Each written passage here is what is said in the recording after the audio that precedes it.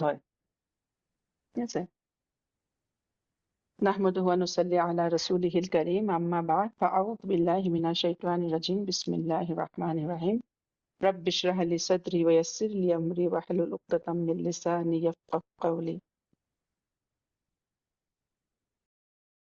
আমি আগতে ইতিমধ্যে আমি দেখিলো আগৰ হেৰিখিনি যে আৰবত বিশেষকে মানে হিজাজ অঞ্চলটো হৈছে মক্কা মদিনা এই অঞ্চলটো সেইবাবে মানুহৰ যিটো তাৰ আৰবৰ যিটো প্ৰধান ধৰ্ম আছিলে দিন আছিলে সিহঁতি দিনে ইব্ৰাহিমত আছিলে কিন্তু সেই দিনে ইব্ৰাহিম ইতিমধ্যে কি হৈছে নবী সাল্লাল্লাহু আলাইহি ওয়াসাল্লামৰ দিনলৈ অহালৈকে সেই দিনে ইব্ৰাহিমত শিৰ্ক মিহলি হৈ গৈছিলে অৰ্থাৎ মূৰ্তি পূজা আৰম্ভ হৈছিলে আমি আগত দেখা পাইছো যে কেনেকে কাবাত আহি পেলাই 360টা মূৰ্তি প্ৰতিষ্ঠিত হ'ল হয় নে নহয় আৰু সেই মূৰ্তিবোৰৰ মানে পূজাও কৰা হৈছিলে তাত কাবা শৰীফলৈ মানুহ হজৰ কাৰণে আহিছিলে ইছলামৰ আগতো কাৰণ হজ আৰম্ভ হৈছিলে হজৰত ইব্ৰাহিম আলাইহিছ ইছলামৰ দিনৰ পৰাই হয় নাই গতিকে মানুহ হজ কৰিবলৈ কাবালৈ আহিছিলে আৰু সেই মানুহে হজলৈ আহোঁতে কাবাৰো তাৱাফ কৰে লগতে সেই মূৰ্তিবোৰৰো সিহঁতি বেলেগকে তাৱাফ কৰিছিলে গতিকে দিনে ইব্ৰাহিমৰ মাজত মূৰ্তি পূজা প্ৰচলন আৰম্ভ হৈ গৈছিলে তাৰপিছতে দিনে ইব্ৰাহিমৰ ওপৰত আছিলে মানুহ মানে আৰব অঞ্চলৰ মানুহ আৰু তাত বিভিন্ন আৰু অন্যান্য ধৰ্মাৱলম্বী মানুহ আছিলে তাৰ ভিতৰত ইহুদী আৰু খ্ৰীষ্টান এই দুটা বিশেষভাৱে উল্লেখনীয় ঠিক আছে মাজুচি চাবিয়ান এইখিনিও আছে এই বিষয়ে আমি কোৰাণ শৰীফত পাওঁ কাৰণ সেই সময়ৰ আৰবত এনেকে বিভিন্ন ধৰ্মৰ মানুহ আছিলে ইয়াত এতিয়া আমি বিশেষকে ইয়াত ইহুদী আৰু খ্ৰীষ্টান ধৰ্ম কিদৰে আৰবলৈ আহিল সেই বিষয়ে আমি অকণ জানি ললে ভাল কাৰণ আমি ইতিমধ্যে কোৰাণত এই দুটা জাতিৰ বিষয়ে এই দুটা ধৰ্মাৱলম্বী মানুহৰ বিষয়ে আল্লাহে বহুলভাৱে আলোচনা কৰিছে হয় নাই সূৰা বাকাৰাত ইহুদীবোৰৰ সম্বন্ধে আহিছে আৰু সূৰা আলী ইমৰানত নাছাৰা বা খ্ৰীষ্টান সকলৰ বিষয়ে বিশেষভাৱে উল্লেখ কৰা হৈছে গতিকে ইহুদী আৰু খ্ৰীষ্টান ধৰ্ম কিদৰে আৰবলৈ আহিলে ঠিক আছে ইহুদীখিনি আচলতে ফিলিস্তিনৰ বাসিন্দা সিহঁতি বৰ্তমান পেলেষ্টাইনৰ আৰু সিহঁতি তাৰ থাকোঁতে মানে সিহঁতৰ ওপৰত কেইবাবাৰো বাহিৰা শত্ৰু আক্ৰমণ হৈছিলে যাৰ ফলত সিহঁতি বাৰে বাৰে ফিলিস্তিন মানে ত্যাগ কৰিবলৈ বাধ্য হৈছিলে খ্ৰীষ্টপূৰ্ব 587টো মানে সিহঁতৰ ওপৰত আক্ৰমণ হৈছিলে ঠিক আছে আৰু তেতিয়া ফাৰ্ষ্ট টেম্পল যিটো আছিলে সেইটো ধ্বংস কৰা হয় পেলেষ্টাইনত আৰু বহুতো ইহুদীয়ে পেলেষ্টাইন এৰি পলাই যায় আৰু পৃথিৱীৰ বিভিন্ন ঠাইত সিহঁতি আশ্ৰয় লয় আৰু তাতে বসবাস আৰম্ভ কৰে ঠিক আছে তাৰপিছত আকৌ দ্বিতীয় স্তৰটো সিহঁতৰ পৰা আকৌ মানে আক্ৰমণ হয় ৰোমানসকলৰ দ্বাৰা যেতিয়া ৰোমানসকলে মানে যেতিয়া পেলেষ্টাইন দখল কৰে ৰোমান সম্ৰাট মানে কনষ্টাণ্টিনই খ্ৰীষ্টান ধৰ্ম গ্ৰহণ কৰাৰ পিছতে গোটেই ৰোমান জাতিটো মানে ৰোমান জাতিটোৱে খ্ৰীষ্টান ধৰ্ম গ্ৰহণ কৰে আৰু খ্ৰীষ্টানসকল ইহুদীৰ প্ৰধান শত্ৰু আছিলে কাৰণ খ্ৰীষ্টানৰ বিশ্বাস যে সিহঁতৰ নবী ঈসা আলাইহিছ ইছলামক হয় নাই ইহুদীয়ে মানে হুলত দি পেলাই ষড়যন্ত্ৰ কৰি হুলত দি হত্যা কৰিছিল সেয়েহে কি হৈছে ৰোমান জেনেৰেল সেই সময়ৰ টাইটাছে পিছলৈ তেওঁৰ সম্ৰাট হ'ল টাইটাছৰ নেতৃত্বত জেৰুজালেম আক্ৰমণ কৰে দখল কৰে আৰু দেশখনৰ লগতে ছেকেণ্ড জুইছ টেম্পলো সিহঁতি ধ্বংস কৰে আৰু এতিয়াও সেই টেম্পল সিহঁতি ইহুদীবোৰে এতিয়াও সেই পেলেষ্টাইনত থাৰ্ড টেম্পল বনাবলৈ সিহঁতি প্ৰতীক্ষা কৰি আছে সিহঁতৰ নিজৰ মছিহাৰ কাৰণে সিহঁতি অপেক্ষা কৰি আছে ঠিক আছে যে সিহঁতি মছিহা আহিব আৰু থাৰ্ড টেম্পল বনাব বা যি কি নহওক তেতিয়া টাইটাছে যেতিয়া মানে জেৰুজালেম আক্ৰমণ কৰিলে সেই সময়তে ইহুদীবোৰে দেশ এৰি পলাবলৈ বাধ্য হ'ল তাৰ ফলস্বৰূপে কি হৈছে কিছুমান ইহুদী কবিলা আহি আৰবৰ উত্তৰ দিশে খাইবাৰ আৰু ইয়াথ্ৰিব বৰ্তমানৰ মদিনাত সিহঁতি আশ্ৰয় লৈ বসবাস আৰম্ভ কৰে এই অঞ্চলত সিহঁতে বহুতো আৰব কবিলাক ইহুদীলৈ সিহঁতি কনভাৰ্ট কৰে ঠিক আছে সিহঁতি নিজে কিন্তু ইহুদীবোৰে সিহঁতি আৰবৰ ধৰ্ম সিহঁতি গ্ৰহণ কৰা নাছিলে সিহঁতি নিজৰ ধৰ্মতে আছিলে আৰু ইহুদীবোৰৰ কি আছিলে সিহঁতে য'তে যায় ততে সিহঁতৰ ওপৰত কেইবাবাৰো আক্ৰমণ হৈছেতো সেইকাৰণে সিহঁতি কি কৰে য'তে যায় ততে সিহঁতি দুৰ্গ বা কিলা নিৰ্মাণ কৰি পেলাই তাত বসবাস কৰে তাৰ ভিতৰত ডাঙৰ ডাঙৰ দুৰ্গ বনাই আৰু তাত সিহঁতি বসবাস কৰে যাতে সিহঁতক আন বাহিৰা শত্ৰুৱে সহজে আক্ৰমণ কৰিব নোৱাৰে গতিকে ইছলামৰ অভ্যুত্থানৰ আগতে ৰাসূলুল্লাহ ইছলামৰ হিজৰতৰ আগতে মদিনালৈ হিজৰতৰ আগতে ইহুদীবোৰৰ মানে আৰব আৰবৰ ৰাজনৈতিক জীৱনত ইহুদীবোৰ এটা গুৰুত্বপূৰ্ণ প্ৰভাৱ বিস্তাৰ কৰিছিল ইহুদীসকলে। আমি দেখা পাওঁ যেতিয়া নবী সাল্লাল্লাহু ইছলামে নবুৱতৰ দাৱা কৰিছিলে, সেই সময়ত মক্কাৰ কুৰেশবোৰ কলৈ গৈছিলে? ইহুদীৰ ওচৰলৈ গৈছিলে সুধিবলৈ, কনফাৰ্ম কৰিবলৈ যে আমাৰ মাজৰ পৰা এজন মানুহে নবী দাৱা কৰিছে, নবুৱতৰ দাৱা কৰিছে, তেওঁ সঁচা কৈছে নে নাই? গতিকে ইহুদীসকলক সুধিবলৈ গৈছিলে। গতিকে ইহুদীৰ প্ৰভাৱ যথেষ্ট বেছি আছিলে আৰৱত মানে জীৱনত। আৰু সেইকাৰণে আমি দেখা পাওঁ যে ইছলামৰ আগমনত সময়ত মানে উত্তৰ আৰৱত কেইবাটাও ইহুদী কবিলা আছিলে। তাৰে ভিতৰত খবিৰ, আল মুস্তালিক, বনু নজিৰ, বনু কুৰাইজা, বনু কাইনুকা, এইকেইটা উল্লেখনীয়। আৰু বুৰঞ্জীবিদৰ মতে সেই সময়ত প্ৰায় 20টা ইহুদী কবিলা আছিলে আৰৱত। গতিকে আৰৱত আমি দিনে ইব্ৰাহিমৰ মানুহ লগতে ইহুদী ধৰ্মৰ মানুহ আৰৱত পোৱা যায়। ঠিক তেনেকে আৰৱৰ দক্ষিণ পশ্চিম অঞ্চলত য়েমেনত, বৰ্তমানৰ যিটো য়েমেন অঞ্চল, য়েমেনত ইহুদী ধৰ্ম আৰম্ভ হয়। কাৰণ সেই ইহুদীবোৰ যেনেকে তাৰ পৰা জেৰুজালেমৰ পলাই আহি মদিনাত আছিলে, কিছুমান য়েমেনীলৈ গুচি গ'ল। তাতে কি আছিলে, সিহঁতি ইহুদী ধৰ্ম য়েমেনত আৰম্ভ কৰে। য়েমেনতো প্ৰৱেশ কৰে ইহুদী। তাৰপিছতে তাৰে এজন য়েমেনৰ এজন ৰজা আছিলে, আছাদ আবি কাৰ্ব নামৰ এজন লিডাৰ আছিলে। তেওঁৰ পৰা যুদ্ধ কৰিবলৈ ইয়াথ্ৰিবলৈ গৈছিল আৰু তাতে ইহুদী ধৰ্মত দীক্ষিত হয়। তাৰপিছত যেতিয়া য়েমেনলৈ ঘূৰি আহে, আহোঁতে লগত দুজন ইহুদী ৰাব্বাই ধৰ্মগুৰু য়েমেনলৈ লগত লৈ আহে। আৰু সিহঁতি আহি, আৰু সেই সময়ত যেতিয়া য়েমেনৰ মানুহখিনি, মই আগতে ইহুদী কৈছিলো ন, য়েমেনৰ মানুহখিনি বিশেষকে খ্ৰীষ্টান ধৰ্মৰ আছিলে। গতিকে এতিয়া সিহঁতৰ লিডাৰ আছাদে যেতিয়া নিজে ইহুদী ধৰ্ম গ্ৰহণ কৰিলে, তাৰপিছত আহি পেলাই কি হৈছে, য়েমেনৰ মানুহখিনিকো ইহুদীলৈ কনভাৰ্ট কৰিবলৈ চেষ্টা কৰিলে। আছাদৰ মৃত্যুৰ পিছত তেওঁৰ পুতেক ইউছুফ জু নৱাজ লিডাৰ হয় য়েমেনৰ। আৰু সি খ্ৰীষ্টান মানুহখিনিক বলপূৰ্বকভাৱে ইহুদী কৰিবলৈ চেষ্টা কৰে। আৰু বৰ্তমানৰ নজৰান, চৌদি আৰবৰ এটা এখন ঠাই, নজৰান যিটো য়েমেনৰ আছিলে আগতে, নজৰানৰ খ্ৰীষ্টান কমিউনিটিক আক্ৰমণ কৰে জু নৱাজে। নহয়, আৰু সিহঁতক বলপূৰ্বকভাৱে ইহুদী ধৰ্মলৈ আনিবলৈ চেষ্টা কৰে। কিন্তু খ্ৰীষ্টানবোৰে সেই সময়ত ধৰ্ম সলনি কৰিবলৈ ৰাজি নহয়। ফলত জু নৱাজে কি কৰিলে, ডাঙৰ এটা অগ্নিকুণ্ড তৈয়াৰ কৰোৱায়, আৰু যি ইহুদী হবলৈ অমান্য কৰে তেওঁকে সেই অগ্নিকুণ্ডত জীৱন্তে জ্বলাই দিয়ে। আৰু অনুমানিক কোৱা হয় যে প্ৰায় 20,000 পৰা 40,000 ভিতৰত খ্ৰীষ্টানক সেই সময়ত হত্যা কৰা হয়, গণহত্যা, হিউমেন মাছাকাৰ। গতিকে এই ঘটনাটো সংঘটিত হয় 523 খ্ৰীষ্টাব্দত, নবী সাল্লাল্লাহু আলাইহি ইছলামৰ জন্মৰ প্ৰায় 50 বছৰ আগৰ ঘটনা। আৰু এই ঘটনাটোৰ বিষয়ে আল্লাহ তাআলাই কুৰাণতো উল্লেখ কৰে। সূৰা বুৰুজত আমি পাওঁ, 30 চিপাৰত যে আছে সূৰা বুৰুজ, তাত এই বিষয়ে আল্লাহ তাআলাই উল্লেখ কৰিছে, আৰু সিহঁতক আসহাবে উখদুদ বুলি অভিহিত কৰিছে আল্লাহে। আপুনি সূৰা বুৰুজটো পঢ়িছে নিশ্চয় সকলোৱে, তাত এই ঘটনাটোৰ বিশদভাৱে উল্লেখ আছে। তাৰপিছতে গতিকে খ্ৰীষ্টান ধৰ্ম য়েমেনত প্ৰৱেশ কৰিছিল প্ৰায় 340 খ্ৰীষ্টাব্দত, খ্ৰীষ্টান মিছনাৰীৰ দ্বাৰা। যেতিয়া গোটেই ইউৰোপ খ্ৰীষ্টিয়ান হ'ল, ইউৰোপৰ গোটেই মানুহখিনি, তেতিয়াৰ পৰাই সিহঁতৰ মিছনাৰীবোৰে পৃথিৱীৰ বিভিন্ন ঠাইলৈ গৈ খ্ৰীষ্টান ধৰ্ম প্ৰচাৰৰ কাৰণে প্ৰচাৰ কৰে। আৰু মিছনাৰীসকলৰ নিস্বাৰ্থভাৱে মানুহৰ যিটো সেৱা কৰাৰ মনোভাৱ, সিহঁতৰ নৰম আচাৰ আচৰণ, সিহঁতৰ সততা অতি সহজে থলুৱা মানুহক খ্ৰীষ্টান ধৰ্মৰ প্ৰতি আকৰ্ষিত কৰিছিলে।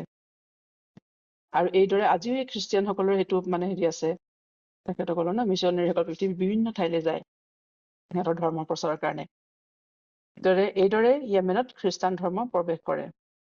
নহয়, আৰু আমি দেখা পাওঁ নবী সাল্লাল্লাহু আলাইহি ইছলামে যেতিয়া হীৰা গুহাত যেতিয়া তেওঁ জিবৰিল আলাইহিস সালামক লগ পাই ভয় খায়, তেওঁ খাদিজা ৰাদিয়াল্লাহু আনহাৰ ওচৰলৈ আহে নহয়, তেতিয়া খাদিজা ৰাদিয়াল্লাহু আনহাই কাৰ ওচৰলৈ লৈ গৈছিলে নবী সাল্লাল্লাহু আলাইহি ইছলামৰ বিষয়ে জানিবলৈ?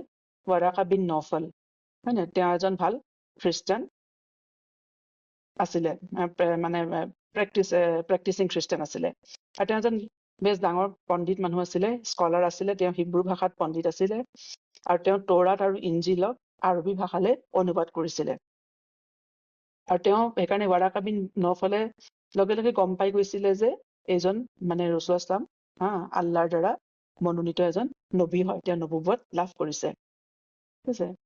গতিকে সেই সময়ৰ খ্ৰীষ্টানখিনি সিহঁতি নিজৰ অৰিজিনেল ধৰ্মতে আছিলে। তাৰপিছত আকৌ য়েমেনত পুনৰ খ্ৰীষ্টান ধৰ্মৰ আগমন হয় এই আছহাবে উখদুদৰ ঘটনাটোৰ পিছত। যেতিয়া সেই জু নৱাছে খ্ৰীষ্টান ধৰ্মাৱলম্বী মানুহখিনিক মানে হত্যা কৰে, হয় নাই, সেই সময়ত ৰোমান সম্ৰাটে যেতিয়া আবিচিনিয়াৰ শাসকক মানে বৰ্তমানৰ ইথিওপিয়াক নিৰ্দেশ দিয়ে যে য়েমেন আক্ৰমণ কৰিবলৈ আৰু জু নৱাছক শাস্তি দিবলৈ, সেই হত্যাৰ মানে গণহত্যাৰ প্ৰতিশোধ ল'বলৈ। গতিকে ইথিওপিয়াৰ ৰজাই, আবিচিনিয়াৰ ৰজাই আব্ৰাহাৰ এজন কমাণ্ডাৰৰ নেতৃত্বত সৈন্যবাহিনী য়েমেনলৈ পঠিয়ায়, য়েমেন আক্ৰমণ কৰিবলৈ। কাৰণ আৰু আব্ৰাহাই আহি পেলাই মানে ইহুদীও নিধন কৰে আৰু জু নৱাছেও তাৰ পৰা পলাই যায়। ফলত আবিচিনিয়াৰ য়েমেনৰ শাসনভাৰ আবিচিনিয়াৰ ৰজাৰ হাতলৈ আহে আৰু আব্ৰাহাক য়েমেনৰ মানে গভৰ্ণৰ হিচাপে নিযুক্তি দিয়া হয়। ফলত য়েমেনত আবিচিনিয়াৰ আৰু খ্ৰীষ্টিয়ানৰ প্ৰভুত্ব আকৌ পুনৰ স্থাপন হয়। এই আব্ৰাহাৰ ঘটনাটো আমাৰ অত্যন্ত দৰকাৰ, কাৰণ আমাৰ কোৰাণত আব্ৰাহাৰ কথাও আছে, হয় নে নহয়? আব্ৰাহাই দেখে যে আৰৱ অঞ্চলত মানে মক্কাৰ প্ৰভাৱ যথেষ্ট বেছি। পৃথিৱীৰ বিভিন্ন ঠাইৰ পৰা মানুহবোৰ কি হৈছে কাবালে মানে আহে, হজ কৰিবলৈ, কাবা দৰ্শনৰ কাৰণে আহে। আৰু এতিয়া আব্ৰাহাই কি কৰিলে, তেতিয়া য়েমেনত এটা ডাঙৰ গীৰ্জা বনালে। আৰু গোটেই আৰৱ কবিলাবোৰৰ মাজত যিমান ওচৰে পাজৰে অঞ্চল আছে সকলোকে ক'লে যে এইটো মানে য়েমেনৰ কাবা হয়। গতিকে ইয়ালৈ মানুহ হজ কৰিবলৈ আহিব লাগে। কিন্তু কোনো মানুহতো নাহিলে। মানুহেতো বুজি পায় কাবাই মানে যিটো মানে ইব্ৰাহিম আলাইহিছ ইছলামে নিৰ্মাণ কৰা, মানুহ তালে মক্কাৰ কাবালে মানুহ আহে। গতিকে এতিয়া কি হৈছে, আব্ৰাহাই সেইকাৰণে কি কৰিলে যে যেতিয়া মানে সি বনোৱা কাবালে মানুহ নাহে, তেতিয়া ভাবিলে যে মই মক্কাৰ কাবাটোৱে মানে ধ্বংস কৰি দিওঁ, তেতিয়া কি হ'ব, মানুহবোৰ য়েমেনৰ ফালে আহিব। গতিকে আব্ৰাহাৰ কিন্তু আশাটো পূৰণ নহলে, হয় নে নহয়? গতিকে আব্ৰাহাই মানে যেতিয়া মানে মক্কাৰ ফালে ৰাওনা হল কাবা মানে ধ্বংস ভাঙিবলৈ, গতিকে আল্লাহ তাআলাই আব্ৰাহাৰ লগত কি কৰিলে, সেয়া আমি সূৰা ফিলত আমি দেখা পাওঁ। তাত আল্লাহ উল্লেখ কৰিছে, আলাম তাৰা কাইফা বি আসহাবিল ফিল আলাম ইয়াজাল কাইদাহুম ফি তাদলিল ওয়া আৰসালা আলাইহিম তাইৰান আবাবিল, হয় নে নহয়? গতিকে এইটো সূৰা ফিল মানে হৈছে হাতী। গতিকে ইয়াত এটা কথা মন কৰিলে নে যে আব্ৰাহাৰ সৈন্যদলত হাতীও আছিল। আৰু তাত 9টা নে 13টা, কিছুমানে কয় 20টা হাতী আছিলে। সিহঁতৰ সৈন্যবাহিনী এটা অংগ আছিলে, হাতীৰ দ্বাৰা সিহঁতে যুদ্ধ কৰিছিলে। কিন্তু য়েমেনখনতো আৰৱত, হয় নহয়? তাততো সেইখনতো মৰুভূমি হয়, তাত হাতী ক'ৰ পৰা আহিলে? তাততো হাতী পোৱা নাযায়। গতিকে আমি আগতে উল্লেখ কৰিছো যে আব্ৰাহা হৈছে আবিচিনিয়াৰ, আফ্ৰিকাৰ এখন দেশ। গতিকে আফ্ৰিকাৰ জংঘলতো প্ৰচুৰ পৰিমাণে হাতী পোৱা যায়। গতিকে জু নৱাছক আক্ৰমণ কৰিবলৈ আবিচিনিয়াৰ পৰা যেতিয়া সৈন্যদল আহিছিলে, তেতিয়া লগত হাতীও আনিছিলে সিহঁতৰ লগত, হয় নহয়? আৰু এই সৈন্যদলত হাতী আৰৱৰ কাৰণে এটা ডাঙৰ ঘটনা, মানে এটা স্মৰণীয় ঘটনা। মক্কাৰ মানুহখিনিৰ কাৰণে, এইবাৰ আৰৱৰ কাৰণে। সেইকাৰণে মানে সিহঁতৰ সেই যিটো মানে বছৰত আব্ৰাহাই কাবা আক্ৰমণ কৰিবলৈ গৈছে, সেই বছৰটো মানে আৰৱৰ কাৰণে এটা স্মৰণীয় বছৰ। সিহঁতি আমুল ফিল বুলি কয়, হাতীৰ বৰ্ষ। আৰু সিহঁতৰ তাৰ পৰা গণনা, সময়ৰ গণনা সিহঁতে তাৰ পৰাই আৰম্ভ কৰিছে। ঠিক আছে। গতিকে কাবাৰ আক্ৰমণ, হাতীৰ ব্যৱহাৰ, তাৰপিছত আল্লাহ তাআলাৰ ফালৰ পৰা কাবাৰ সুৰক্ষা ব্যৱস্থা, হয় নে নহয়? হাতীৰ দৰে সুবৃহৎ জন্তুৰ দলক আল্লাহ তাআলাই সৰু সৰু তুনি চৰাইৰ দৰে সমান চৰাইৰ দ্বাৰা শাস্তি দিছিলে আৰু সিহঁতক সমূলি নিৰ্মূল কৰি দিলে আল্লাহে। আৰু এই গোটেই ঘটনাবোৰ কুৰেইশবোৰে নিজ চকুৰে দেখি আছিলে। গতিকে আৰৱৰ ইতিহাসত এটা মানে স্মৰণীয় ঘটনা, এটা আলৌকিক ঘটনা। গতিকে আল্লাহ তাআলাই আব্ৰাহাক আৰু তাৰ সৈন্যদলক এনেদৰে শাস্তি দিলে, দুনিয়া আৰু আখিৰাতৰ কাৰণে মানুহৰ কাৰণে এটা নিদৰ্শন বনাই দিলে। বাকী আৰু ধৰ্মৰ ক্ষেত্ৰত যিবোৰ আৰৱৰ যিখিনি মানে ঠাই অঞ্চল ৰোমান সাম্ৰাজ্যৰ সীমাৱৰ্তী আছিলে, সেইখিনি আৰৱে বেছিখিনি কি হৈছে খ্ৰীষ্টান ধৰ্ম গ্ৰহণ কৰিছিলে। হয় নাই? তাৰ ভিতৰত এই ইহুদী, খ্ৰীষ্টিয়ান আৰু দিনে ইব্ৰাহিম আৰু শিৰ্ক মানে যিখিনি মূৰ্তি পূজা, তাৰ বাহিৰে আৰৱত কিছুমান পাৰস্যৰ ফালে ইৰাক, বাহৰাইন ইত্যাদি অঞ্চলত মাজুচী আছিলে। তাৰপিছতে য়েমেন, চিৰিয়া, ইৰাক এইবোৰ অঞ্চলত এইখিনি অঞ্চলত চাবিন আছিলে। আৰু পুৰাণত আমি চাবিনসকলৰ কথা এইবোৰ পোৱা যায়। কিন্তু এই বাকী ধৰ্মবোৰে যেনে খ্ৰীষ্টিয়ান হওক, ইহুদী হওক বা চাবিন হওক, সিহঁতে কিন্তু আৰৱ সমাজ ব্যৱস্থাৰ ওপৰত বৰ এটা প্ৰভাৱ পেলাব পৰা নাছিলে। সিহঁতে ইতিমধ্যে দিনে ইব্ৰাহিমতে আছিলে সিহঁতৰ মানুহখিনি। যদিবা তাত মানে হেৰি হৈছিলে অলপ চিৰ্ক আহি পৰিছিলে, কিন্তু দিনে ইব্ৰাহিমতে আছিলে। আৰু কুৰেশ্বৰ কিছুমান মানুহ তেতিয়াও মানে সিহঁতি মানে চিৰ্ক নকৰিছিলে, তেওঁলোক দিনে ইব্ৰাহিমতে আছিলে। আৰু যেতিয়া ইহুদীবোৰৰ কিন্তু সেই সময়ত মদিনাত যিখিনি ইহুদী কবিলা আছিলে, 3টা ইহুদী কবিলা আছিলে নহয়, গতিকে সিহঁতি মানে ঠগ প্ৰবঞ্চনাৰ সহায় লৈ মদিনাৰ যিটো শাসনভাৰ আছিলে সিহঁতৰ হাতলৈ আনিছিলে। সিহঁতি সিহঁতৰ যিখিনি ধৰ্মগুৰু আছিলে, ৰাব্বাই, সিহঁতি মানে মানুহৰ কাৰণে একদম মানে হেৰি হৈ উঠিছিলে, তাৰ মানে ভগৱান টাইপৰ হৈ গৈছিলে। সিহঁতক মানে কেৱল ক্ষমতা আৰু সম্পদ লাগে।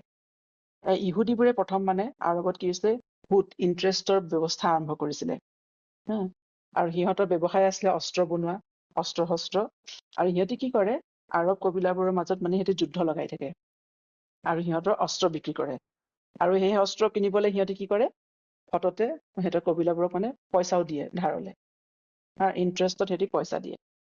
আৰু সিহঁতি ইমান আছে, গতিকে আৰৱ কবিলাবোৰৰ মাজত কি হৈছে, সিহঁতি মানে যুদ্ধ লগাই। আৰু সেই সময়ত মানে সেইকাৰণে মদিনাৰ সেই সময়ত অৰ্থনৈতিক যিটো অৱস্থা আছিলে একেবাৰে শোচনীয় হৈ পৰিল। আৰু ইহুদীখিনি শক্তিশালী হৈ পৰিলে আৰৱৰ ওপৰত। ঠিক আছে। আৰু খ্ৰীষ্টান ধৰ্মটো ইতিমধ্যে মানে চিৰ্ক সোমাইছে, হয় নে নহয়? গতিকে এয়া আছিল এটা আৰৱৰ মানে সমাজ ব্যৱস্থা সেই সময়ত ৰাছূলুল্লাহ ছাল্লাল্লাহু আলাইহি ওয়াসাল্লাম অহাৰ আগতে। তাৰপিছত আমি আৰু তাত দেখা পাওঁ, যিটো আৰৱৰ যিখন সমাজ ব্যৱস্থা আছে, পুৰুষ প্ৰধান সমাজ ব্যৱস্থা, হয় নে নহয়? তাত সকলো মানে সমাজৰ যিসকল বয়োজ্যেষ্ঠ আছিলে, তেওঁলোকৰে মানে চুপ্ৰিমেচি চলিছিলে তাত। আৰু আৰৱবোৰৰ মাজত মানে সিহঁতৰ নাৰীসকলৰ যিটো মানে অধিকাৰ আছিলে, বা যিটো মানে হেৰি আছিলে, অৱস্থা আছিলে, সেয়া মানে সদায় যে মানে নাৰীৰ কোনো অধিকাৰ নাছিলে এনে নহয়। সিহঁতৰ যিবোৰ এলিট ছচাইটি আছিলে, সিহঁতৰ মাজত মহিলাৰ যথেষ্ট মানে সন্মান আছিলে আৰু বহুতো অধিকাৰো ভোগ কৰিছিলে নাৰীসকলে। আমি খাদিজা ৰাদিয়াল্লাহু আনহাকো দেখা পাওঁ, হয় নে নহয়? তেওঁ সেই মানে সকলোকে সম্ভ্ৰান্ত মহিলা আছিলে কুৰেশ্ববোৰৰ মাজত। ঠিক তেনেকে কিন্তু সিহঁতৰ মাজত আকৌ সমাজত মানে ব্যভিচাৰ, অনৈতিক কাৰ্যকলাপো যথেষ্ট আছিলে, প্ৰচলিত আছিলে। সহিহ বুখাৰীতো পোৱা যায়, হযৰত আয়েশা ৰাদিয়াল্লাহু আনহাই কৈছে, মানে তেওঁৰ দ্বাৰা বৰ্ণনা হাদিছ আছে যে, প্ৰি ইছলামিক আৰবত মানে 4 ধৰণৰ বিয়াৰ ব্যৱস্থা আছিলে। এটাটো হৈছে আজিৰ দৰে নিকাহ, যেনেকে মানে নিকাহৰ মানে প্ৰপজেল দিয়া হয়, ৱালি থাকে, তাত ডাউৰি মানে মোহৰ অনাৰ ব্যৱস্থা আছিলে। সেয়া হৈছে এক ধৰণৰ নিকাহৰ ব্যৱস্থা। তাৰপিছত আকৌ আছিলে এক ধৰণৰ যে এগৰাকী পত্নীয়ে এজনৰ লগত নিকাহ হলে, যদি এগৰাকী মানুহ, তাৰ পিছতো তেওঁ নিকাহ হোৱাৰ পিছতো তেওঁ আনৰ লগতো সম্বন্ধ ৰাখিব পাৰে। তাৰপিছত যথেষ্ট প্ৰষ্টিটিউচনো চলিছিলে, ব্যভিচাৰ চলিছিলে। আৰু এইদৰে যিবোৰ জন্ম হয়, সন্তানবোৰৰ মানে পৰিচয় নিশ্চিত কৰিবলৈ সিহঁতি কি কৰে, সেই জ্যোতিষী গণকৰ মানে সহায় লয়। গতিকে ইছলামৰ অভ্যুত্থানৰ পিছত নবী সাল্লাল্লাহু আলাইহি ওয়াসাল্লামে এই সকলোবোৰ ব্যভিচাৰৰ অন্ত পেলালে। আৰু কেৱল মানে যিটো ইছলামত যি নিকাহৰ ব্যৱস্থা আছিলে, তাৰ প্ৰচলন কৰিলে। গতিকে এই গোটেই ব্যৱস্থাবোৰ নুবুজিলে আমি মানে কোৰাণৰ চূৰাও বুজি নাপাম। আৰু সন্তানৰ ক্ষেত্ৰতো আমি প্ৰি ইছলামিক আৰবত দেখা যায় সমাজ ব্যৱস্থাত, যে কিছুমানৰ কাৰণে সন্তান বৰ মৰমৰ আছিলে। সিহঁতৰ ভালদৰে লালন পালন কৰিছিলে। কিন্তু কিছুমানৰ মাজত আকৌ কন্যা সন্তান জন্ম হোৱাটো লাজ আৰু অপমানৰ বিষয় আছিলে। সিহঁতি কন্যা সন্তানক মানে মানুহৰ অপমানৰ পৰা হাত সাৰিবলৈ জীৱনতে মানে দফন কৰিছিলে। আৰু দৰিদ্ৰতা আৰু আৰবত মানে খেতি বাতি নহৈছিলেতো, সিহঁতৰ কোনো উদ্যোগো নাছিলে। মানুহবোৰ খুব দুখীয়া আছিলে। খাব মানে হেৰি দিগদাৰ হৈছিলে, গতিকে দৰিদ্ৰতা আৰু মানে কষ্টৰ পৰা হাত সাৰিবলৈ কেতিয়াবা সিহঁতি নিজৰ সন্তানবোৰক হত্যা কৰিছিলে কিছুমান ঠাইত। সেইকাৰণে আল্লাহ তালাই কোৰাণত কৈছে নহয় যে সূৰা আনআমত ৱালা তাকতুলু আউলাদুকুম মিন ইমলাক, যে তোমালোকৰ সন্তানবোৰক মানে দুখীয়া হৈ যোৱা, দৰিদ্ৰ হৈ যোৱাৰ ভয়ত হত্যা নকৰিবা। নাহনু নাৰজুকুকুম ওয়া ইয়্যাকুম, আল্লাহে কৈছে মই তোমালোককো ৰিস্ক দিওঁ আৰু সিহঁতকো ৰিস্কৰ ব্যৱস্থা ময়ে কৰো। তাৰপিছত আৰু কৈছে যে আল্লাহে আৰু ঠাইত কৈছে যে ৱাইজা বুচিৰা আহাদুহুম বিল উসনা জাল্লা ৱাজহুহু মুসৱাদ্দাও ওয়া হুৱা কাযীম ইয়াতাৱাৰা মিনাল কওমি মিন সুই মা বুচিৰা বিহি আয়ুমসিকুহু আলা মুহুনিন আম ইয়াসুদ্দুহু ফিত তুৰাব আলা সাআ মা ইয়াহকুমুন। যে আল্লাহে কৈছে যে যেতিয়া সিহঁতৰ ওচৰলে কোনোবা কন্যা সন্তানৰ জন্মৰ মানে খবৰ লৈ অহা হয়, তেতিয়া কি হয়, সিহঁতৰ মুখবোৰ, সিহঁতৰ চেহেৰাবোৰ কলা হৈ যায় আৰু সিহঁতৰ মানে অন্তৰবোৰ সিহঁতৰ দুখেৰে পৰিপূৰ্ণ হৈ উঠে আৰু সিহঁতি নিজকে আনৰ পৰা লুকুৱাই ফুৰে, নিজৰ মুখ লুকুৱাই ফুৰে, কাৰণ সিহঁতি যিটো এটা মানে বেয়া খবৰ পালে, সেই খবৰটোৰ কাৰণে সিহঁতি কি হৈছে, আনৰ পৰা মুখ লুকুৱাই ফুৰে, অৰ্থাৎ সিহঁতি অপমানিত ফিল কৰে। আৰু এতিয়া কৈছে আল্লাহে কৈছে যে তাৰপিছত কৈছে যে সি মানে যে সেই ছোৱালীজনী, সেই শিশুটোক, কন্যা শিশুটোক মানে অপমানৰ সৈতে ৰাখিব নে মানে দফন কৰি দিব পৃথিৱীত। গতিকে এনেকুৱা ধৰণৰ প্ৰথাও প্ৰচলিত আছিলে, কিন্তু এয়া নহয় যে সকলো কবিলাৰ মাজতে বা সকলো ঠাইতে এনে নহয়। সিহঁতক যুদ্ধ কৰিবলৈ পুত্ৰ সন্তানৰ প্ৰয়োজন আছিলে, কিন্তু এইটোও নহয় যে সকলো ঠাইতে কন্যা সন্তান জন্ম হলে সিহঁতি মানে পুতি দিছিলে, এনে নহয়। আৰু আৰববোৰৰ মাজত বংশ পৰিয়ালৰ সিহঁতৰ ইম'চনেল মানে হেৰি এটাচমেণ্ট, সিহঁতৰ মানে মূল্য মৰ্যাদা সকলোতকৈ বেছি, ঠিক আছে। আৰু সিহঁতৰ বংশৰ মানে একতা সিহঁতক মানে বান্ধি ৰাখিছিলে, তেজৰ সম্বন্ধ খুব বেছি মানে সিহঁতৰ জাতি হিচাপে সিহঁতক বান্ধি ৰাখিছিলে। সিহঁতৰ মাজত ট্ৰাইবেল প্ৰাইড, ফেমিলি প্ৰাইড মানে সাংঘাতিক বেছি, হয় নাই? আৰু সিহঁতি যিকোনো পৰিস্থিতিতে সিহঁতি নিজৰ মানুহৰ সদায় মানে লগ দিয়ে, লাগে সি জালিমে হওক বা মজলুমে হওক, সিহঁতি নিজৰ আত্মীয়ক কেতিয়াও অকলে এৰি নিদিয়ে। আৰু এটা হৈছে যে সিহঁতি নেতৃত্বৰ কাৰণে মানে আৰববোৰে সদায় প্ৰতিযোগিতা কৰে। কাৰণ আৰবত আমি আগতো দেখা পাইছো সিহঁতৰ কোনো এটা মানে গোটেই দেশখনত এটা শাসন ব্যৱস্থা নাছিলে। সেইটো সৰু সৰু অঞ্চলত কিছুমান কবিলা যিখিনি শক্তিশালী হৈ উঠে সিহঁতিয়ে শাসন কৰে। সেইকাৰণে প্ৰত্যেক কবিলাৰ মাজত সেই ক্ষমতা লৈ পেলাই সিহঁতৰ যুদ্ধ লাগি থাকে। আকৌ সেই সময়ত আৰু সিহঁতৰ কি আছিলে, আৰববোৰৰ মাজত যে সিহঁতৰ যেতিয়া 4টা হুৰমতৰ মাহ, পবিত্ৰ মাহ বুলি যে আমি কওঁ, যিটো এতিয়াও আছে, মহৰম, ৰজব, জুল কাদা আৰু জুল হাজ্জা, সেইকেইটা সিহঁতৰ কাৰণে তেতিয়াও ইছলামৰ আগতেও সিহঁতৰ কাৰণে এইকেইটা হুৰমতৰ মাহ আছিলে, ঠিক আছে। কাৰণ এই 4টা মাহত সিহঁতি যুদ্ধ বিগ্ৰহৰ পৰা আঁতৰি থাকে, কাৰণ সেইখিনি সময় কি হৈছে হাজীসকল মক্কালৈ অহাৰ সময়, আৰু সেই সময়ত সিহঁতি তেনেকুৱা কোনো কাৰাভানৰ ওপৰত মানে সিহঁতি এটেক নকৰিছিলে, আক্ৰমণ নকৰিছিলে। আৰু সিহঁতৰ অৰ্থনৈতিক অৱস্থা বৰ ভাল নাছিলে, মানে সিহঁতি শুকান মৰুভূমি, পানী নাই, গতিকে খেতি নহয়, গতিকে সিহঁতৰ মদিনাৰ ফালে অলপ খেতি হয়, খজুৰৰ খেতি, আৰু সেইকাৰণে সিহঁতি প্ৰধান মানে সিহঁতৰ যিটো জীৱিকা উপাৰ্জনৰ বাট আছিলে সেয়া হৈছে ব্যৱসায় বাণিজ্য, ট্ৰেড এণ্ড বিজনেছ। আৰু কিন্তু ট্ৰেড ৰুটবোৰো সিহঁতৰ যিটো, সেইখিনিও মানে খুব এটা মানে সিহঁতৰ ভাল নাছিলে, খুব বিপদসংকুল আছিলে, মানে হতকাই আক্ৰমণ হয় বিভিন্ন কবিলাৰ দ্বাৰা। গতিকে সিহঁতৰ মানে যিটো জীৱন আছিলে, মানে জীৱন বৰ কঠিন আছিলে মৰুভূমিৰ মাজত আৰবৰ। গতিকে সেই কঠিন পৰিস্থিতিত আল্লাহ তালাই সেই আৰবখিনিকে কিয় মানে শেষ নবী পঠিয়াবলে আৰবকে আল্লাই কিয় মানে বাছনি কৰিলে, মনোনীত কৰিলে, হয় নাই?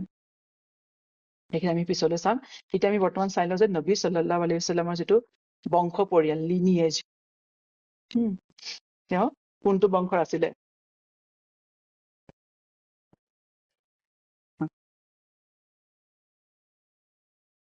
তেওঁ কোনটো বংশ আছিলে।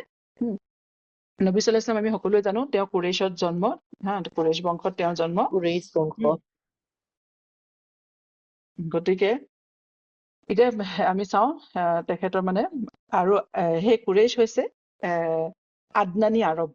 আমি আগতে প্ৰথমৰ হেৰিতে পাইছো ন যে আৰবসকল বিশেষকৈ দুটা ভাগত বিভক্ত, এটা হৈছে আদনানী আৰব, এটা হৈছে কাহতানী আৰব। আদনানী আৰবসকল হৈছে যি ইছমাইল আলাইহিছ ইছলামৰ বংশধৰ। গতিকে কুৰেইশো ইছমাইল আলাইহিছ ইছলামৰে বংশধৰ আছিলে। গতিকে নবী সাল্লাল্লাহু আলাইহি ইছলামৰ যিটো লিনিয়েজ আমি চাওঁ আদনানলৈকে, আদনান আৰু নবী সাল্লাল্লাহু আলাইহি ইছলামৰ মাজত 20 পুৰুষৰ মানে অন্তৰ আছে, 20টা জেনেৰেশ্যন। ঠিক আছে, এয়া হৈছে এয়া শুনি মানে অকমান টান লাগিব, কিন্তু মানে মই অলপ এইকেইটা নামকেইটা অলপ পঢ়ি দিছো। Muhammad bin Abdullah bin Abdul Muttalib bin Hashim bin Abdul Manaf bin Qusai bin Kilab bin Murrah bin Ka'b bin Luay bin Ghalib bin Fihr bin Malik bin Nadr bin Kinana bin Khuzaimah bin Mudrikah bin Ilyas bin Mudar bin Nizar bin Maad bin Adnan. সেই আদনানৰ পৰা কি হৈছে আদনানী আৰবৰ মানে কবিলা আৰম্ভ হৈছে। ইয়াত আমি চালো যে গোটেই ৰসুল আসলামৰ মানে এনচেষ্টাৰ সকলৰ মাজত, পূৰ্বপুৰুষসকলৰ মাজত কাৰো নাম কুৰেইশ নহয়, হয় নহয়? আচলতে কুৰেইশটো তেওঁলোকৰ নাম নহয়, ব্যক্তিগত নাম নহয়। কুৰেইশটো এটা আচলতে উপাধি বা লকব বুলি কয় সিহঁতি। গতিকে ইয়াত আমি দেখা পাওঁ যে ফিহিৰ গালিব বিন ফিহিৰ বিন মালিক যিজন আছে, তেওঁকে সাধাৰণতে আৰব বোলে কুৰেইশ বুলি মানে জনা যায়। তেওঁ মানে কুৰেইশ নামেৰে আৰবৰ মাজত তেওঁ বিখ্যাত আছিলে। আৰু তেওঁৰ পৰাই তেওঁৰ বংশৰ নাম কুৰেইশ হ'ল। গতিকে সেই কুৰেইশ বংশত আল্লাহ তাআলাই নবী সাল্লাল্লাহু আলাইহি ইছলামক পঠিয়ালে। আৰু আল্লাহ কুৰেইশৰ ভিতৰত বানি হাছিমক আল্লাহ মনোনীত কৰিলে, বাছনি কৰিলে নবীৰ কাৰণে, নবী পঠিয়াবলে, সেইটো বংশত নবীক জন্ম দিবলে। সেইকাৰণে নবী সাল্লাল্লাহু আলাইহি ইছলাম যিটো বংশত জন্ম হৈছিলে সেইটো হৈছে শ্ৰেষ্ঠ বংশ সেই সময়ৰ। সহি মুছলিমত এটা হাদিছ আছে, নবী সাল্লাল্লাহু আলাইহি ওয়াসাল্লামে কৈছে, ইন্নাল্লাহা ইস্তাফা কিনানা মিন ৱালাদি ইছমাইল, যে আল্লাহ তাআলাই ইছমাইল আলাইহিছ ইছলামৰ সন্ততিবোৰৰ ভিতৰত কিনানাক আল্লাহ বাছনি কৰিলে। ইস্তাফা মানে হৈছে আল্লাহ মনোনীত কৰিলে। ৱাস্তাফা কুৰেইশান মিন কিনানা, আৰু কিনানাৰ বংশধৰসকলৰ মাজত কুৰেইশক আল্লাহ মনোনীত কৰিলে। ৱা ইস্তাফা হাছিমা বানি হাছিম মিন কিনানা, আৰু কিনানাৰ পৰা আল্লাহ তাআলাই বানি হাছিমক আল্লাহ মনোনীত কৰিলে। ৱাস্তাফানি মিন বানি হাছিম, আৰু মোক বানি হাছিমৰ পৰা মোক মনোনীত কৰিলে, অৰ্থাৎ নবী হিচাপে। গতিকে এই হাদিছটোৰ পৰা আমি পাওঁ যে মানে নবী সাল্লাল্লাহু আলাইহি ইছলাম মানে এটা যিটো মানে আৰবৰ সৰ্বশ্ৰেষ্ঠ যিটো বংশ, সেইটো বংশত নবী সাল্লাল্লাহু আলাইহি ইছলামৰ জন্ম হৈছিলে। গতিকে আল্লাহ তাআলাই কিনানাক, ইছমাইল আলাইহিছ ইছলামৰ সন্ততিৰ ভিতৰত কিনানাক আল্লাহ তাআলাই মনোনীত কৰিছিলে, চুজ কৰিছিলে। আৰু কিনানাৰ থালৰ পৰা আল্লাহ কুৰেইশক বাছনি কৰিলে, কুৰেইশৰ পৰা বানি হাছিমক বাছনি কৰিলে, আৰু বানি হাছিমৰ পৰা আল্লাহ তাআলাই ৰাসূলুল্লাহ ইছলামক নবুৱ্ৱত দান কৰিলে। গতিকে নবী সাল্লাল্লাহু আলাইহি ইছলামৰ বংশ পৰিয়াল সৰ্বশ্ৰেষ্ঠ বংশ, বেষ্ট লিনিয়েজ এইবাৰ। আৰু এনেকুৱা উৎকৃষ্ট বংশ বা নবল লিনিয়েজ আন কাৰোৱে নাছিলে সেই সময়ত। আৰু এই যে বংশ পৰিয়াল মানে লিনিয়েজ, এয়া আৰববোৰৰ কাৰণে এটা যথেষ্ট মানে সিহঁতৰ খুব গুৰুত্বপূৰ্ণ হেৰি আছিলে, বিষয় আছিলে। সিহঁতৰ সকলো কাম নহয় সিহঁতৰ লিনিয়েজৰ ওপৰতে নিৰ্ভৰশীল, কোন বংশৰ কি কথা। আৰু সিহঁতৰ বংশৰ গৌৰৱটো অত্যন্ত বেছি। সিহঁতৰ শ্বেৰ শায়ৰীবোৰতো সিহঁতৰ মানে সেই বংশ গৌৰৱেই সিহঁতৰ বেছি থাকে। বিভিন্ন মানুহৰ সিহঁতৰ বিভিন্ন বংশৰ কোন মানে বীৰ পুৰুষ আছিলে, সিহঁতৰ বীৰ গাথা লৈ পেলাই সিহঁতৰ শ্বেৰ শায়ৰীবোৰ চলিছিলে। গতিকে আৰবৰ মানে মাজত লিনিয়েজটো মানে সাংঘাতিক এটা ডাঙৰ গুৰুত্বপূৰ্ণ বিষয় আছিলে। আৰু যদি সঁচাকে যদি ৰাসূলুল্লাহ ইছলাম যদি কুৰেইশত জন্ম নহলহেঁতেন, সিহঁতি নামানিলেহেঁতেন চাগে কুৰেইশবোৰে। হা, গতিকে আল্লাহ সুবহানাহু ওয়া তাআলাই নবী সাল্লাল্লাহু আলাইহি ওয়াসাল্লামক বেষ্ট লিনিয়েজত পঠিয়াইছিল আৰু সাহাবাসকলেও ইয়াৰ সাক্ষী দিয়ে, হয় নাই? আমি দেখা পাওঁ যেতিয়া প্ৰথম হিজৰত কৰি সাহাবাসকল যেতিয়া আবিচিনিয়ালৈ গৈছিলে, হাবাছালৈ গৈছিলে, তেতিয়া নাজাছিৰ সন্মুখত, তাৰ ৰজাৰ সন্মুখত জাফৰ বিন আবি তালিবে কি কৈছিলে? বিভিন্ন প্ৰশ্নৰ সন্মুখীন হৈছিলে আৰু তাৰ উত্তৰত কৈছিলে যে আল্লাহ আমাৰ মাজলৈ এজন নবী পঠিয়াইছে, হা, আৰু আমি আৰববোৰে তেওঁৰ বংশ পৰিয়াল ভালদৰে চিনি পাওঁ। আৰাফনা নাসাবাহু, যে তেওঁৰ বংশ কি আমি ভালদৰে চিনি পাওঁ। আৰু মানে প্ৰত্যেকটো হেৰিতে যেতিয়াই ৰাসূলুল্লাহ সাল্লাল্লাহু আলাইহি বিষয়ে কোৱা মানে সাহাবাসকলে কয়, তেতিয়াই ৰাসূলুল্লাহ সাল্লাল্লাহু আলাইহি ওয়াসাল্লামৰ লিনিয়েজৰ কথা তাত আহে। আৰু এজন সাহাবা আছে মুগিৰা ইবনে শুবা, তেওঁ যেতিয়া পাৰস্য সম্ৰাটৰ সন্মুখত থিয় হৈছিলে, তেতিয়া তেওঁ কৈছিলে নবী সাল্লাল্লাহু আলাইহি ওয়াসাল্লামৰ কথা, যে ফাবাআতাল্লাহু ইলাইনা ৰাজুলান মাৰুফান, নাৰিফু নাসাবাহু ওয়া নাৰিফু ওয়াজহাহু ওয়া মাউলিদুহু ফাআরদাহু খাইরা আরদানা ওয়া হাসাবাহু খাইরা আহসাবানা ওয়া বাইতুহু খাইরা বুয়ুতানা ওয়া কাবিলাতুহু খাইরা কাবাইলানা ওয়া হুয়া নাফসাহু কানা খাইরুনা ফিল হালি আল্লাতি কানা ফিহা আসদিকানা ওয়া আহলামানা। যে আল্লাহ আমাৰ ওচৰলৈ এজন মানুহ পঠিয়ালে, যাক আমি ভালদৰে চিনি পাওঁ, যাৰ বংশ পৰিয়ালৰ বিষয়ে আমি ভালদৰে অৱগত, আমাৰ মানে আমি জানো, যাৰ চেহেৰা আৰু জন্ম সম্বন্ধে আমি সকলোৱে জানো। আৰু তেওঁৰ যিডোখৰ ঠাইত আল্লাহ জন্ম দিলে, অৰ্থাৎ মক্কা, আমাৰ সকলো ঠাইতকে সেই ঠাইডোখৰ শ্ৰেষ্ঠ। যিটো পৰিয়ালত তেওঁ, যিটো বংশত তেওঁ আহিছে, সেইটো সকলোতকৈ শ্ৰেষ্ঠ, হয় নাই? তেওঁৰ ঘৰখন শ্ৰেষ্ঠ, তেওঁৰ ফৈদ আমাৰ ভিতৰত শ্ৰেষ্ঠ ফৈদ, তেওঁ আমাৰ মাজত তেওঁ শ্ৰেষ্ঠ সকলোতকৈ, আৰু তেওঁ সকলোতকৈ বেছি বিশ্বাসযোগ্য আৰু সকলোতকৈ বেছি ধৈৰ্যশীল। গতিকে নবী সাল্লাল্লাহু আলাইহি ওয়াসাল্লামৰ জন্ম এটা মৰ্যাদাপূৰ্ণ বংশত হয়। যে আৰু এটা কথা, মানুহৰ এটা ধাৰণা আছে যে বংশ গৌৰৱ মৰ্যাদা এইবোৰলৈ কি লাভ, হয় নাই? কাৰণ আল্লাহৰ ওচৰততো বংশ বা লিনিয়েজৰ কোনো মূল্য নাই, তাৰ ভিত্তিততো মানুহ মানে জন্নতলৈ নাযায়, হয় নাই? মানুহৰ নিজৰ আমল, নিজৰ কাম আৰু তাকৱাৰ ভিত্তিতহে মানুহ জন্নতলৈ যাব।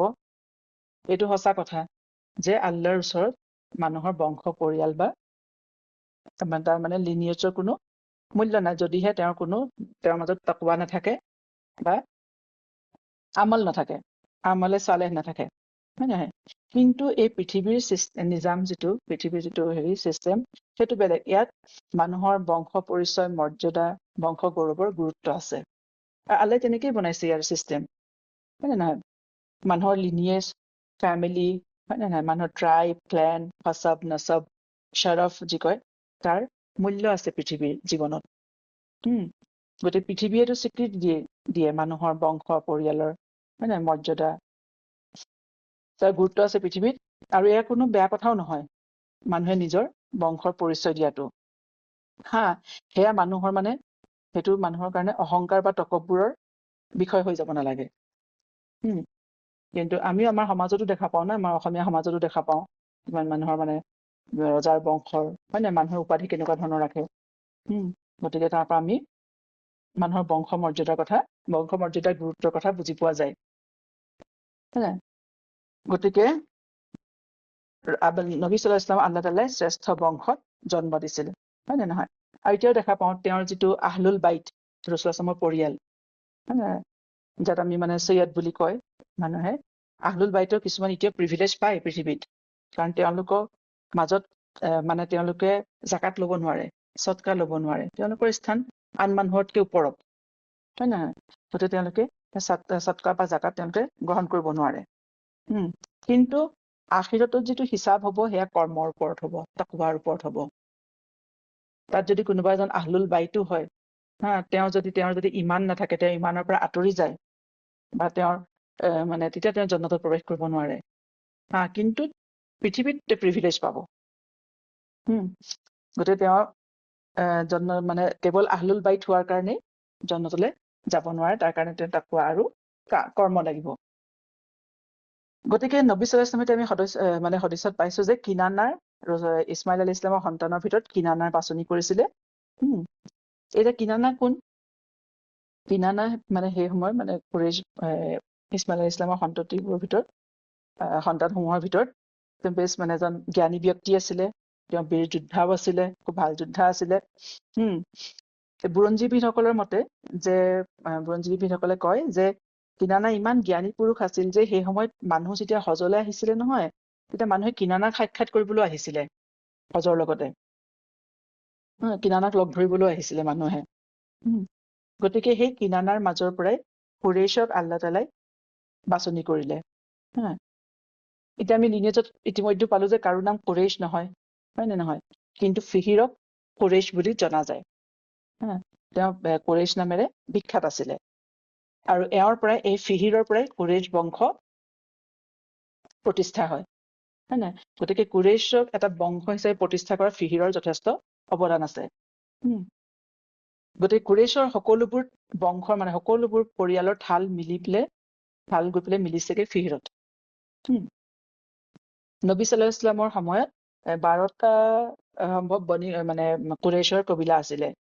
তাৰপিছত বনু হাছিম, বনু জোহৰা, বনু মখজুম, হয় নে, বনু উমাইয়া, বনু আব্দুল শামছ, এই সকলোবোৰ কুৰেইশৰে ঠাল-ঠেঙুলি। গতিকে কুৰেইশ এটা নাম নহয়, তেওঁৰ মানে ফিহিৰৰ এইটো উপাধি হয়, লকাব হয়। গতিকে কুৰেইশৰ অৰ্থ কি? এটা মত মানে পোৱা যায় যে কুৰেইশ মানে হৈছে ব্যৱসায়, ট্ৰেড। আৰু এটা মত পোৱা যায় যে কাৰাচা ইয়াকৰুশু হৈছে মানে একত্ৰিত কৰা, জমা কৰা, নহয়? গতিকে কুৰেইশবোৰ মানে আৰবৰ বিভিন্ন কুৰেইশৰ মানে কুৰেইশ কৈছো, ইছমাইল আলাইহিছ ইছলামৰ সতি সন্ততিসকল মানে কুৰেইশ সকলো বিভিন্ন ঠাইত আছিলে নে সিঁচৰিত হৈ আছিলে। সেই ফিহিৰে কি কৰিলে, সিহঁতক সকলোকে মক্কালৈ আনি পেলাই মানে সিহঁতক একে ঠাইত জমা কৰিলে। বাৰু তাৰপিছতে এয়া হৈছে মানে সেইকাৰণে ফিহিৰক মানে সিহঁতি কুৰেইশ বুলি কয়, তেওঁ কুৰেইশ নামেৰে বিখ্যাত আছিলে। গতিকে আমি ইমানখিনি নাজানিলেও হ'বগে, কিন্তু আমি নবী সাল্লাল্লাহু আলাইহি ওয়াসাল্লামৰ বিষয়ে জানিবলৈ হ'লে তেওঁ কমচে কম আমি মানে তেওঁৰ মানে কোচাইলৈকে নবী সাল্লাল্লাহু আলাইহি ওয়াসাল্লামৰ বংশৰ বিষয়ে, লিনিয়েজৰ বিষয়ে আমি জনাটো উচিত। তেওঁ হৈছে Muhammad bin Abdullah bin Abdul Muttalib bin Hashim bin Abdul Manaf bin কুচাই।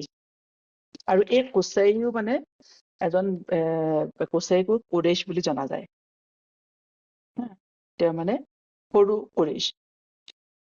গতিকে নবী সাল্লাল্লাহু আলাইহি ওয়াসাল্লামৰ এই পঞ্চম পুৰুষলৈকে আমি বংশটো জানিব লাগে আচলতে, হয় নে? আৰু এই কুচাই প্ৰায় 400 খ্ৰীষ্টাব্দৰ সময়ত আৰবত আছিলে, মক্কাত আছিলে। কুচাই কি কৰিছিলে, তেওঁ কিয় ইমান ইম্পৰ্টেণ্ট মানুহ আছিলে, গুৰুত্বপূৰ্ণ মানুহ আছিলে? মক্কাৰ যিটো মানে ৰাজনৈতিক ক্ষমতা আছিলে, যিখিনি মক্কাৰ শাসনভাৰ আছিলে, সেয়া কি হৈছিলে, প্ৰথমতে কাৰ হাতত আছিলে? ইছমাইল আলাইহিছ ইছলামৰ পিছত সেয়া জুৰহুম কবিলাৰ হাতলৈ যায়, হয় নাই, যিটো য়েমেনৰ পৰা আহিছিলে যে। গতিকে সিহঁতৰ হাতলৈ যায় আৰু সিহঁতি বহুশ বছৰ সিহঁতি মক্কাত শাসন কৰে। তাৰপিছত জুৰহুমৰ পৰা কি হৈছে, সেয়া খুজা কবিলাৰ হাতলৈ যায়। খুজা কুৰেইশী নহয়, কিন্তু ইছমাইল আলাইহিছ ইছলামৰে বংশধৰ আছিলে। এতিয়া কি বহুত আৰু খুজাই প্ৰায় 200 বছৰমান মক্কাত শাসন কৰিলে খুজা কবিলাই। তাৰপিছত যেতিয়া কুচাই হৈছে কুৰেইশ, তেওঁ কুৰেইশী হয়। গতিকে এই কুচাইয়ে খুজা কবিলাৰ হাতৰ পৰা কি হৈছে, শাসনভাৰ নিজৰ হাতলৈ আনে, আৰু তাৰ পিছৰ পৰাই এই মক্কাৰ যিটো শাসনভাৰ আছিলে, যিটো ক্ষমতা আছিলে, সেয়া কুৰেইশৰ হাততে থাকি যায় নবী সাল্লাল্লাহু আলাইহি ওয়াসাল্লামৰ সময়লৈকে, আগমনলৈকে। গতিকে কুচাই আকৌ কি কৰিলে, আৰবৰ বিভিন্ন ঠাইত বসতি কৰা ফিহিৰৰ বংশ পৰিয়ালবোৰ মক্কালৈ লৈ আহে আৰু তাত বসতি স্থাপন কৰে। আৰু এইদৰে কি হৈছে, সকলোকে গোটেই কুৰেইশখিনিক মক্কাত আনি পেলাই প্ৰতিষ্ঠা কৰে, জমা কৰে একে ঠাইতে। আৰু নিজৰ কবিলাৰ সহায়ত কি হৈছে, কুচাইয়ে খুজাক মক্কাৰ পৰা আঁতৰাই পঠিয়ায়। আৰু তাৰ পৰাই কি হৈছে, তেতিয়াৰ পৰাই মক্কাৰ শাসনভাৰ কুচাইৰ হাতলৈ আহে। কুচাই যেতিয়া মক্কাৰ শাসনভাৰ কুচাইৰ হাতলৈ আহে, কুচাই কি কাম কৰে, কাবাৰ ওচৰত দাৰুন নাদৱা প্ৰতিষ্ঠা কৰে, যিটো সিহঁতৰ পাৰ্লিয়ামেণ্ট আছিলে। আগৰ আমি হেৰিটো পাইছো, তাত মানুহে আহি মানে নিজৰ মত ৰাখিব পাৰে। গতিকে প্ৰথম গণতন্ত্ৰ আৰম্ভ হয় তাতে। তাৰপিছত কাবাৰ যিটো দায়িত্ব, ৰক্ষণাবেক্ষণৰ যিটো দায়িত্ব আছিলে, সেইটো কুচাই নিজৰ হাতত ৰাখে। আৰু বিভিন্ন মানে আৰু হাজীসকলৰ খোৱা বোৱাৰ যোগান ধৰাৰ দায়িত্ব কুচাইৰ হাতত আছিলে। হাজীসকলক পানীৰ ব্যৱস্থা কৰা হাজীসকলৰ কাৰণে। তাৰপিছত কাবাৰ দৰজাৰ কাঠিৰ চাবিৰ দায়িত্ব কোচেৰ হাতত আছিলে, আৰু কোচেৰ মৃত্যুৰ পাছত এই দায়িত্বসমূহ তেওঁৰ পুত্ৰসকলৰ মাজত ভাগ হৈ যায়। আৰু এই কোচেয়ে প্ৰথম মানে হুজ্জাজসকলৰ কাৰণে হাজীসকলৰ কাৰণে মানে বিনামূলীয়া আহাৰ আৰু পানীৰ যোগানৰ ব্যৱস্থা কৰে। তাৰ আগতে কি আছিলে, হাজীসকল যেতিয়া আহিছিলে তেওঁলোকে মক্কাৰ মানুহক এটা মানে পইচা দিব লগা হৈছিলে খোৱা বোৱাৰ বাবদ, ফ্ৰী নাছিলে। কিন্তু এই মানে বিনামূলীয়াকে হাজীসকলৰ মানে যিটো খোৱা বোৱাৰ ব্যৱস্থা সেয়া কোচেৰ দিনত আৰম্ভ হয়, আৰু কোচে এইটো আৰম্ভ কৰে। কোচে মানে কুৰেইশসকলক মানে মাজত ঘোষণা কৰিছিলে যে এইটো আল্লাহৰ ঘৰ, কাবা আল্লাহৰ ঘৰ, আৰু ইয়াৰ ৰক্ষণাবেক্ষণৰ দায়িত্ব দি আল্লাহে আমাক সন্মানিত কৰিছে। আৰু হাজীসকল হৈছে আল্লাহ তাআলাৰ অতিথি, গতিকে এইটো আমাৰ দায়িত্ব, অৰ্থাৎ কুৰেইশৰ দায়িত্ব যে তেওঁলোকে হাজীসকলৰ সুবিধাৰ যাতে খেয়াল ৰাখে। তেতিয়া কি হৈছে, কুৰেইশবোৰে মানে দান বৰঙণি তুলি নিজৰ মাজতে হাজীসকলৰ মানে আপ্যায়নৰ ব্যৱস্থা কৰিছিলে, আতিথ্যৰ। কুৰেইশে হাজীসকলক খোৱা বোৱা যোগান ধৰিবলৈ কুঁৱাও খন্দাইছিলে বিভিন্ন ঠাইত। সেই সময়ত জমজম নাছিলে, হয় নে? জমজম কিয় নাছিলে সেই সময়ত? কাৰণ আমি জানো যে যেতিয়া জুৰহুম কবিলা যেতিয়া ওলাই গ'ল, তেতিয়া কি হৈছিলে, সিহঁতি যাওঁতে সিহঁতি জমজমৰ কুঁৱাটো সিহঁতি পুতি থৈ গ'ল যাতে আনে নাপাওক। আৰু তাৰপিছত প্ৰায় মানে একদম জমজমৰ কুঁৱা আকৌ মানে ওলাই আব্দুল মুত্তালিবৰ দিনত, ৰাছূলুল্লাহ ইছলামৰ আটাজীয়েকৰ দিনত। ঠিক আছে, গতিকে কোচেই কি কৰিছিলে, সময়তো পানীৰ যোগান ধৰিব লাগিব, আৰু পানী এনেও পাবলৈ খুব কষ্টকৰ মক্কাত। সেইকাৰণে কুঁৱা খন্দাইছিলে নিজৰ খৰচতে, যাতে হাজীসকলক পানী খুৱাব পাৰে। তাৰপিছতে তেওঁৰ মৃত্যুৰ পিছত তেওঁৰ মানে মক্কাৰ মানে শাসনৰ আব্দু মান্নাফৰ, তেওঁৰ পুত্ৰ আব্দু মান্নাফৰ হাতলৈ আহে। আব্দু মান্নাফৰ আচল নাম আছিলে মুগীৰা, আৰু তেওঁ বেছ ইণ্টেলিজেণ্ট আছিলে, আৰু তেওঁক মানুহে বাকী কুৰেইশৰ সকলো কবিলাই তেওঁক খুব পচন্দ কৰিছিলে। তেওঁকে সেইকাৰণে নিজৰ নেতা হিচাপে সিহঁতি বাছনি কৰে। আব্দু মান্নাফৰ পিছত তেওঁৰ পুত্ৰ হাছিম কি হৈছে, হাছিমৰ হাতলৈ মক্কাৰ শাসনভাৰটো যায়। হাছিম আচলতে তেখেতৰ আচল নাম নহয়, আচল নাম হৈছে আমাৰ। হাছিম শব্দটো হৈছে হাছামাৰ পৰা। হাছামা মানে হৈছে গ্ৰাইণ্ড কৰা, খুন্দা, পিছা। তেওঁ কি কৰিছিলে, তেওঁ বাৰ্লি মানে এনেকুৱা ঘেঁহু আদি পিচি পেলাই তেওঁ হাজীসকলৰ কাৰণে ৰুটিৰ ব্যৱস্থা কৰিছিলে।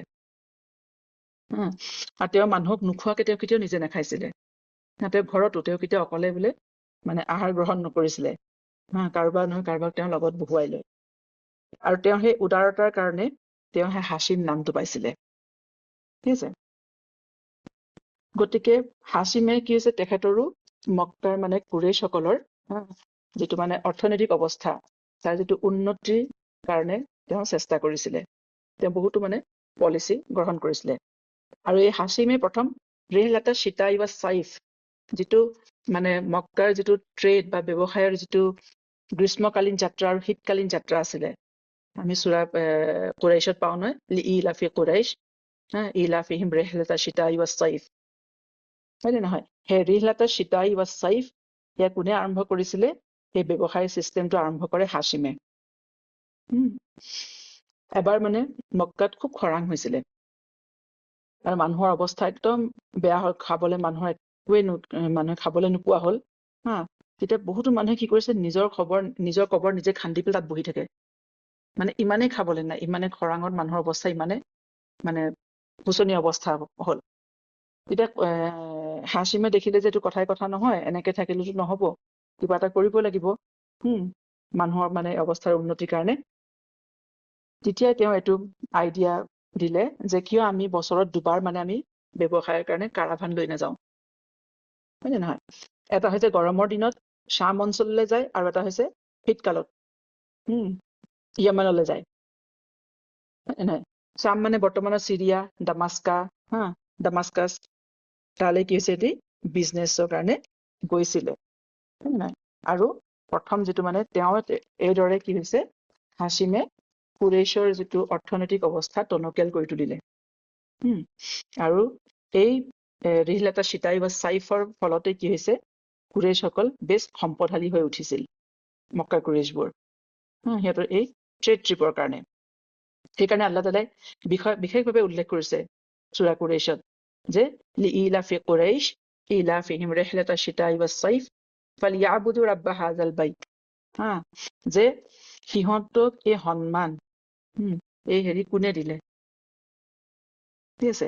কাৰণ যেতিয়া সিহঁতি নিজৰ ব্যৱসায় বাণিজ্যৰ কাৰণে যেতিয়া সিহঁতি যায়, যাত্ৰা কৰে চিৰিয়ালে বা য়েমেনলে, সিহঁতৰ ৰাস্তাটোতো সিহঁতৰ যাত্ৰাটোতো বিৰাট বিপদসংকুল আছিলে। কিন্তু কুৰেইছক কোনো কবিলাই আক্ৰমণ কৰিবলৈ সাহস নকৰিছিলে, কাৰণ সিহঁতি কাবাৰ মুতাৱল্লি আছিলে, ৰক্ষণাবেক্ষণকাৰী আছিলে। গতিকে সিহঁতৰ কাৰাভানক কোনো আক্ৰমণ নকৰিছিলে কাবাৰ কাৰণে। মানুহে ভয় কৰিছিলে সিহঁতক চুবলে, হয় নে নহয়? সেইকাৰণে আল্লাহ তাআলাই যেতিয়া নবী সাল্লাল্লাহু আলাইহি ওয়াসাল্লামক মানে সিহঁতি বিৰোধিতা কৰিছিলে, তেতিয়া আল্লাহ সিহঁতক কৈছিলে যে তোমালোকৰ ইমান যে সন্মান পাইছিলা কুৰেইছৰ, সেয়া কিহৰ কাৰণে? এই কাবাৰ কাৰণেই, হয় নে নহয়? আৰু আজি সেই কাবাৰ যি ৰবৰ ৰচুলক তোমালোকে নামানা, ঠিক আছে। আৰু কুৰেইছৰ যিটো সন্মান আছিলে মানুহৰ মাজত কাবাৰ কাৰণে আছিলে, হয় নে নহয়? আৰু এই হাচিমে কি আছিলে, সেই সময়ত ৰোমান সাম্ৰাজ্যৰ লগতো পাৰস্য সাম্ৰাজ্যৰ লগতো ভাল সম্বন্ধ আছিলে। আৰু সেইকাৰণে কুৰেইছবোৰে ব্যৱসায় বাণিজ্যত যথেষ্ট সিহঁতি উন্নতি কৰিছিলে আৰু সিহঁতৰ অৰ্থনৈতিক অৱস্থা বেছ ভাল হৈ আহিলে। আৰু এটা কথা হৈছে, যেতিয়া কৈছো যে ৰাসূলুল্লাহ সাল্লাল্লাহু যিটো এটা ভাল বংশত জন্মগ্ৰহণ কৰিছিলে, হয় নে নহয়? কোনো এটা বংশৰ যিটো গৌৰৱ, সেয়া কেতিয়া হয়? যেতিয়া বংশটো কেতিয়া সিহঁতৰ ষ্টেটাছ কেতিয়া বৃদ্ধি পায়? যেতিয়া তাৰ প্ৰত্যেক প্ৰজন্মতে কিবা নহয় কিবা এটা প্ৰত্যেক প্ৰজন্মতে মানুহে ভাল কাম কৰে, মহৎ কাম কৰে। নহলেতো এটা জেনেৰেশ্যনত কাম কৰিলে তাৰপিছত আৰু নাই মানুহ। তেনেকে মানুহৰ বংশ গৌৰৱ প্ৰতিষ্ঠা নহয়। আৰু আমি দেখা পাওঁ যে কুছেইৰ পৰা, হয় নে নহয়, কুৰেইছৰ বংশত প্ৰত্যেক জেনেৰেশ্যনতে এনেকুৱা মানুহ ওলাইছে যি নিজৰ সমাজখনৰ উন্নতিৰ কাৰণে কাম কৰি গৈছে, মহৎ কাম কৰি থৈ গৈছে, হয় নে? গতিকে হাচিমে কি কৰিছিলে, সিহঁতৰ যিটো কুৰেইছবোৰৰ যিটো অৰ্থনৈতিক অৱস্থা, আৰ্থিক অৱস্থা টনকিয়াল কৰিলে। ঠিক তেনেকে আমি কুছেইক দেখা পাইছো, কুছেই সিহঁতক পলিটিকেলি, ৰাজনৈতিকভাৱে বেছ সিহঁতক ক্ষমতাশালী কৰি তুলিছিলে, হয় নে নহয়? তাৰপিছতে হাচিমো যথেষ্ট ক্ষমতাশালী হৈ উঠিছিলে। তাৰ ফলত তেওঁ কি হৈছিলে, তেওঁৰ অন্যান্য কাজিনবোৰে অন্যান্য কুৰেইছৰ অন্যান্য কবিলাবোৰে তেওঁক বৰ এটা ভাল নাপাইছিলে। সদায় এটা কম্পিটিশ্যন আছিলে সিহঁতৰ মাজত। সেয়া আমি দেখা পাওঁ যেনেকে বনু হাচিম আৰু বনু উমাইয়া, সেই দুটা কি হৈছে, সেই তেতিয়াৰ পৰাই, হাচিমৰ দিনৰ পৰাই সেই দুইটা কাজিন কবিলা হয়। সিহঁতৰ মাজত এটা ভাৱ দেখা পোৱা গৈছিলে। আৰু সেইটো পিছতো আমি দেখা পাওঁ, হয় নে? ৰাসূলুল্লাহ সাল্লাল্লাহু খুলাফায়ে ৰাছিদিনৰ দিনতো আমি সেই বনু উমাইয়া, বনু হাচিম সিহঁতৰ মাজত এটা দেখা পোৱা যায়। তাৰপিছতে এই হাচিমৰ এগৰাকী পত্নী কি আছিলে, ইয়াথ্ৰিবৰ আছিলে, মদিনাৰ। গতিকে যেতিয়া হাচিমৰ মৃত্যু হ'ল, তেতিয়া সেই তেখেতৰ পত্নী নিজৰ মদিনালৈ গুচি যায়, ইয়াথ্ৰিবলৈ গুচি যায়। ৰাসূলুল্লাহ সাল্লাল্লাহু যোৱাৰ আগতে মদিনাৰ নামটো ইয়াথ্ৰিব আছিলে, ঠিক আছে। তাৰপিছতে হাচিম কি হৈছিলে, হাচিম সেই সময়তে খাজদালৈ গৈছিলে বিজনেছ ট্ৰিপত, আৰু তাতে তেওঁৰ মৃত্যু হয়। আৰু তেওঁৰ মৃত্যুৰ পিছত কি হৈছে, তেওঁৰ পত্নীয়ে তেওঁ ইয়াথ্ৰিবলৈ যায়, আৰু তাতে তেওঁ এজন পুত্ৰ সন্তানৰ জন্ম দিয়ে, আৰু সেই ল'ৰাজনৰ নাম শ্বাইবা আছিলে। পিছত হাচিমৰ ভায়েক মুত্তালিবে গম পালে যে তেওঁলোকৰ এজন ভতিজাক ইয়াথ্ৰিবত আছে, আৰু তেওঁ আল মুত্তালিবে গৈ মাকৰ পৰা অনুমতি লৈ ভতিজাকক মক্কালৈ লৈ আহে, অৰ্থাৎ শ্বাইবাক মক্কালৈ লৈ আহে। আৰু মক্কাৰ মানুহে ভাবিছিলে যে মুত্তালিবৰ লগত এজন আব্দ আহিছে, গোলাম আহিছে, হয় নাই, এজন ডেকা ল'ৰা। গতিকে গোলাম আহিছে, গতিকে মানুহবোৰে তেওঁক আব্দুল মুত্তালিব কবলৈ আৰম্ভ কৰিলে। আৰু সেই আব্দুল মুত্তালিবে হৈছে নবী সাল্লাল্লাহু আলাইহি ওয়াসাল্লামৰ গ্ৰেণ্ডফাদাৰ আটায়ে। প্ৰথম অৱস্থাত আব্দুল মুত্তালিবে মানে অলপ তেওঁৰ পৰিয়ালৰ লগত অলপমান মানে ষ্ট্ৰাগল কৰিব লগা হৈছিলে, কাৰণ তেওঁৰ পিতাকৰ মানে মৃত্যু হৈছিলে ইতিমধ্যে। কিন্তু তেওঁ যেতিয়া ডাঙৰ হৈ আহিলে, তেওঁ বেছ মানে নিজৰ যিখিনি মানে হেৰি আছিলে সম্পত্তিৰ অংশ আছিলে তেওঁ ললে বাকী ককাই ভাইবোৰৰ পৰা। হা, এই আব্দুল মুত্তালিবৰ জীৱনতে মানে 3টা গুৰুত্বপূৰ্ণ কাম হয় নে নহয়? আল্লাহ তাআলাই 3টা ডাঙৰ কাম কৰোৱায় আব্দুল মুত্তালিবৰ জীৱনত। এটা হৈছে জমজমৰ কুঁৱাটো উদ্ধাৰ হয় নে নহয়? তাৰপিছতে আব্দুল্লাহ, তেওঁৰ সন্তান পুত্ৰ আব্দুল্লাহৰ কি হৈছে, যিটো চেক্ৰিফাইচ আছিলে হয় নহয়, সেয়া হৈছে আব্দুল মুত্তালিবৰ এটা জীৱনৰ এটা গুৰুত্বপূৰ্ণ ঘটনা। তাৰপিছত আব্ৰাহাৰ যিটো হাতীৰ ঘটনা, সেইটো আব্দুল মুত্তালিবৰ জীৱনকালতে সংঘটিত হৈছিলে। এতিয়া জমজমৰ কুঁৱাৰ ক্ষেত্ৰত আমি দেখা পাওঁ, এবাৰ আল্লাহ তাআলাই আব্দুল মুত্তালিবক মানে সপোনত দেখুৱালে যে অমুক ঠাইত জমজম আছে। প্ৰথমতে তেওঁ সপোন বুলি কথাটো ইমান গুৰুত্ব দিয়া নাছিলে। তাৰপিছত তেওঁ সেই সপোনটো মানে সঘনাই দেখা পাবলৈ ধৰিলে। তেতিয়া তেওঁ বুজি পালে যে আল্লাহৰ ফালৰ পৰা এটা ইংগিত হয়, যে তেওঁ সেই সপোনত দেখা পোৱা ঠাইডোখৰ খান্দিলে আৰু লগে লগে জমজম কুঁৱাটো উদ্ধাৰ হ'ল। আৰু সেই কুঁৱাটো খান্দোতে তাত সোণৰ তৰোৱাল, তাৰপিছতে সোণৰ 2টা হৰিণ, এইবোৰ আৰু কিছুমান কবচ এইবোৰ ওলালে। কাৰণ সেই জুৰহুম কবিলাই যাওঁতে সেইটো কুঁৱাটো পুতি থৈ গৈছিলে না এই বস্তুবোৰ দি। গতিকে তেওঁ সেইকেইটা উলিয়াই সোণৰ হৰিণ 2টা আৰু সোণৰ তৰোৱাল কাবাৰ দৰজাৰ সন্মুখত সজালে। আৰু তাৰ পিছৰ পৰাই কি হৈছে, হাজীসকলৰ কাৰণে জমজমৰ পানীৰ ব্যৱস্থা কৰা হ'ল। আৰু ইয়াৰ সম্পূৰ্ণ দায়িত্ব মানে আব্দুল মুত্তালিবৰ ওচৰত থাকিলে, তাৰ কৰ্তৃত্বটো। জমজমৰ যিটো অথৰিটি আছিলে, আব্দুল মুত্তালিবে নিজৰ হাতত ৰাখিলে। এতিয়া জমজমৰ পানী ওলোৱাৰ পিছতে কুৰেইশবোৰে কি কৰিলে, মানে সিহঁতি ডিমাণ্ড কৰিলে যে মানে এইটো পানীটো সেই জমজমৰ মানে যিটো অথৰিটি আছে সকলো কুৰেইশৰ মাজতে ভাগ হ'ব লাগে। সকলোৱে তাৰ মানে অথৰিটিটো তাৰ হেৰিত পাব লাগে। কিন্তু আব্দুল মুত্তালিব মান্তি নহল, কাৰণ আল্লাহ তেওঁকে সন্মান যাচিছে, আল্লাহ তেওঁৰ দ্বাৰাই আকৌ জমজমটো উদ্ধাৰ কৰালে হয় নাই? গতিকে এই বিবাদটো নিষ্পত্তিৰ কাৰণে সিহঁতে আকৌ গণনাকাৰী বা ফৰচুন টেলাৰ ওচৰলৈ গ'ল, যে তেওঁ যি কয়। কিন্তু ৰাস্তাত যাওঁতে পুনৰ মানে আল্লাহ তাআলাই পুনৰ সিহঁতক আকৌ মানে কিছুমান নিচানি দেখুৱালে, আৰু তাৰ পিছৰ পৰা সিহঁতিও মানি ললে, কুৰেইশৰ অন্যান্য মানে কবিলাবোৰে, যে আব্দুল মুত্তালিবে মানে জমজমৰ মানে তেওঁৰ মানে ৰক্ষণাবেক্ষণকাৰী হৈ থাকক, আৰু তেওঁৰ কৰ্তৃত্বতে থাকক জমজমৰ পানী কুঁৱাটো। সেই সময়তে তেওঁ আব্দুল মুত্তালিবে তেওঁ প্ৰতিজ্ঞা কৰিলে যে তেওঁৰ যদি 10জন পুত্ৰ সন্তান হয়, তেন্তে তেওঁ এজনক আল্লাহৰ ৰাস্তাত মানে বলি দিব, হয় নহয়? কাৰণ তাৰ আগতে সেই সময়ত আব্দুল মুত্তালিবৰ মানে এজনে ল'ৰা আছিলে। তাৰপিছত আব্দুল মুত্তালিবৰ 12জন নেকি ল'ৰা হয়, আৰু 6গৰাকী ছোৱালী আছিলে। গতিকে আৰু আব্দুল্লাহ, যি নবী সাল্লাল্লাহু আলাইহি ওয়াসাল্লামৰ পিতৃ আছিলে, আব্দুল মুত্তালিবৰ সকলোতকৈ মৰমৰ সন্তান আছিলে। তেওঁ নেক, বিনয়ী আছিলে, বিনম্ৰ আছিলে। আৰু যেতিয়া প্ৰতিজ্ঞা পূৰণৰ সময় হ'ল, যেতিয়া সকলো মানে তেওঁৰ পুত্ৰ সন্তান যেতিয়া মানে বালিগ হ'ল, তেতিয়া আব্দুল মুত্তালিবে তেওঁৰ ল'ৰাসকলক ক'লে যে তোমালোকৰ নাম মানে তোমালোকক মানে এজনক মানে মই আল্লাহৰ ওচৰত উচৰ্গা কৰিম। তেওঁলোকো ৰাজি হ'ল। তেতিয়া তেওঁ পুত্ৰসকলক লৈ পেলাই কাবাৰ ওচৰলৈ গ'ল। আৰু তাতে তেওঁ কি কৰিলে, তাত মানে তেওঁলোকৰ নাম লিখি কাঁড়ত, সিহঁতি সময়ত খুব কাঁড় উলিয়াই নাই, সিহঁতি মঙল চাই আগতে আৰববোৰে, সেই কাঁড়ত কি হৈছে প্ৰত্যেকজন ল'ৰাৰ নাম লিখি পেলাই সিহঁতৰ যিজনী দেৱী আছিলে হুবল, মই আৰম্ভণিতেও কৈছিলো না যে হুবলক আনি প্ৰতিষ্ঠা কৰিছিলে তাত, সেই হুবলৰ সন্মুখত সকলোবোৰ কাঁড় ৰাখিলে আৰু তাক চাফল কৰিলে, আৰু তাৰ পৰা এডাল কাঁড় তুলিলে, আৰু যিমান বাৰে কাঁড়ডাল তোলে নহয়, সদায় আব্দুল্লাহৰ নামে উঠে সেই কাঁড়ডালত, তেওঁক মানে উচৰ্গাৰ কাৰণে, চেক্ৰিফাইচৰ কাৰণে। তেতিয়া মানে আব্দুল মুত্তালিবে তৈয়াৰ হ'ল আৰু তেওঁক জবহ কৰিবলৈ। তেতিয়া সেই সময়ত আবু তালিবে আৰু বনু মখজুমে বাধা দিলে। আবু তালিব আব্দুল্লাহৰ মানে ৰিয়েল ভায়েক আছিলে, তেওঁ মানে ষ্টেপ ব্ৰাদাৰ নহয়। গতিকে এতিয়া আকৌ সেইটো এটা সমস্যা হ'ল। আকৌ সেই সমস্যা সমাধানৰ কাৰণে সিহঁতি আকৌ জ্যোতিষীৰ ওচৰলৈ গ'ল। এতিয়া জ্যোতিষীয়ে এটা সমাধান দিলে যে এডাল কাণত 10টা উট আৰু এফালে আব্দুল্লাহৰ নাম লিখিব লাগে, তাৰপিছত এটা উঠাব লাগে।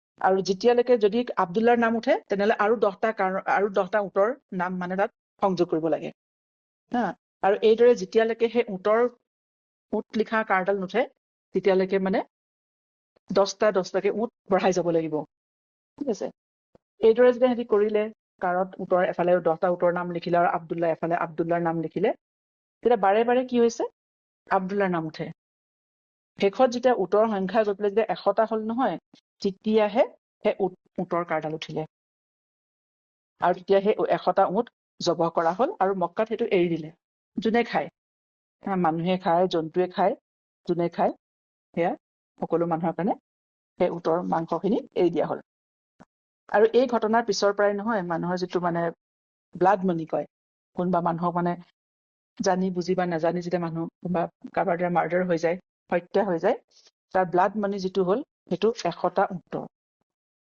মূল্য আৰু আজিও সেইটোৰ পিছতে ইছলামতো সেই 100টা উটৰ মানে মূল্যই ব্লাড মানি হিচাপে থাকি গ'ল ঠিক আছে আৰু বৰ্তমান আমি চৌদি আৰবতো দেখা পাওঁ এই উটৰ 100টা উটৰ মূল্য হৈছে ব্লাড মানি সিহঁতি মানে নিৰ্ধাৰণ কৰা হয় নবী সাল্লাল্লাহু আলাইহি ওয়াসাল্লামে কৈছে যে আনা ইবনু দাবিহিন ইয়ানি ইছমাইল ওয়া আবাউ আব্দুল্লাহ যে মই দুজন জবিহৰ দুজন মানে জবিহৰ সন্তান হয় পুত্ৰ হয় এজন হৈছে ইছমাইল আলাইহিছ ইছলাম আৰু এজন হৈছে আব্দুল্লাহ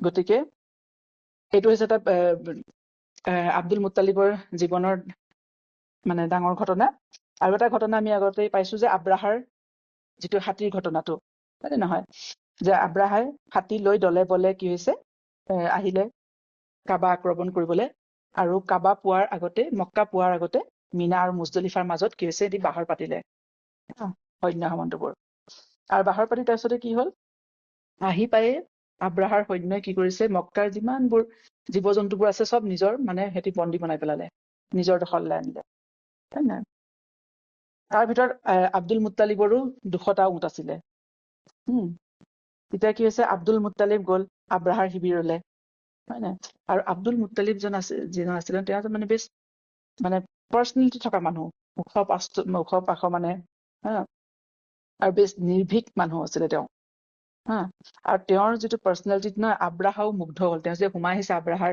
শিবিৰলে আৰু তেওঁক তেতিয়া মানে আব্দুল মুত্তালিবক বহিবলৈ দিলে আব্ৰাহাই আৰু আব্ৰাহাইও কি কৰিছে আব্দুল মুত্তালিবৰ সন্মানত মানে নিজেও নিজৰ গাদী এৰি পেলাই তেওঁৰ ওচৰত আহি বহিলেহি